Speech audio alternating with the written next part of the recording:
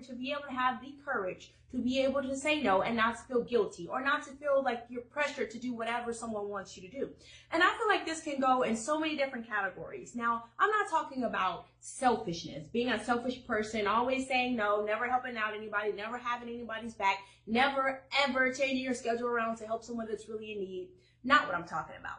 However, there are some boundaries. We have to set some boundaries in our lives because people sometimes, not even intentionally, may wear you out, right? I mean, for example, I knew this person who, they were in their church. They always, volunteer. They always said yes. So people, felt like, well, they love to volunteer. So they constantly call them all the time, crazy times of night, on the weekends, in the midst of the moment where they needed them, like within that hour. And because that person always said yes, but they started to feel worn out and they started to feel like, okay, I don't have a life now. I'm always saying yes. And then they started to feel guilty about not saying no.